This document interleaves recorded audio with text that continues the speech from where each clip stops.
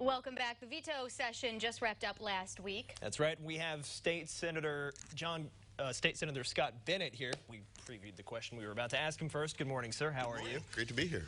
Thanks for being here. So you guys were busy last week. Yes. But let's begin with the resignation of Senate President John Cullerton. Certainly the biggest news of the veto session, right? Right. Yeah.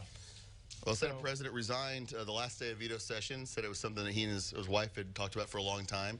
Of course, that's not something you want to tell people beforehand, or not as many people listen to you. But announced his resignation, and now the quest for the new Senate President, first time in about 11 years, begins. Yeah. You know, the Democrats are kind of on top right now, though. You know, they're in total power throughout the state. Governor Pritzker's going to be in office for a couple more years. You know, is the timing of that kind of interesting? Well, I think the timing is always interesting. But I would have thought he would want to stay a little bit longer, but he has been in the legislature as long as I've been alive. And I'm sure he wants to enjoy his retirement. He's in his 70s and is very active still. The question will be, the new Senate President coming in, will he or she continue the same kind of path toward trying to work across the aisle, try to work with the governor and the House, or take a different tack, as sometimes we've seen with House leadership, where they take a more mysterious path? Speaking of the timing, Senator, do you think it is a little ironic considering at least 3 of his members are involved in a federal corruption case right now? Well, I don't think that they're connected, except that I can't imagine the stress that it would put a Senate leader under to have all your decisions questioned, or have people that you care about and know well under a cloud of suspicion. I think that would probably dull the fun that comes with being able to pass bills that you care about. So I imagine that the stress has something to do with it, sure. So moving on to some of the other issues in the veto session, one particular subject that was important to Vermilion County, you addressed what you called unresolved issues with the coal ash regulation legislation from the spring. Talk about that. Well, that was a pretty major bill in the spring, trying to deal with the polluters that have these pits of coal ash that are that lie along the Vermilion River. The question we had, what we did in the spring, was make sure that in the event that there was some kind of problem, it was the polluters, not the taxpayers, that would have to pay for it. We made sure the potential polluters put aside money to do that. What we didn't do is make sure the people who actually did the physical cleanup were protected.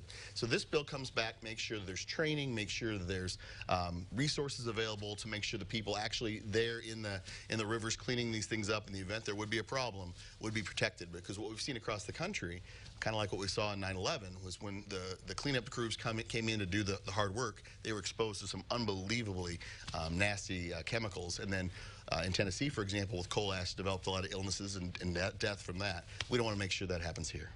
And the House didn't take any action on that last week, so what's next for that? Well, Representative Ammons will take that when it goes over to the House in the spring. In part, that was because of so much negotiation. We had environmentalists and industry and labor and the governor's office. So that bill had a lot of moving parts. And so it wasn't ready until the last couple of days of veto session. So we'll make sure that it gets addressed early in the spring session. Also, one of the more popular issues that people have been talking about, e-cigarettes, vaping. People have been getting sick, dying. Where is the legislature at with finding new regulations for that? Well, there was a bill that wanted to address flavored e-cigarettes. The idea that there's bubblegum flavors, and flavors clearly designed to attracting children to this. This is something we addressed in cigarettes a long time ago, but have not done with this kind of largely unregulated market of e-cigarettes. So they tried a bill that was going to do that, but it was a little broad. It was going to also ban menthol cigarettes and flavored pipe tobacco and things like that. So there's still a little bit of work that needs to be done on that. They didn't call for a vote in the veto session, though I expect we'll have some e-cigarette legislation early in the spring.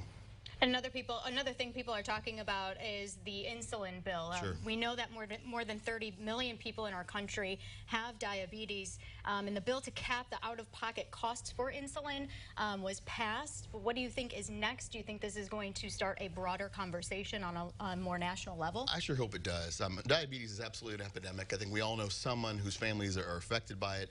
But what I was surprised until this bill came out was to learn how much insulin costs. The average family pays almost $500 a month toward insulin. And that means they make decisions about, do I buy my kids medication or do I buy food sometimes this month? So what we did was, in this bill, and I was proud to be a co-sponsor of it, we capped the cost at $100 per month, but then we ordered the Attorney General to do a report to find out, why does it cost so much? Over a decade, insulin has tripled in cost.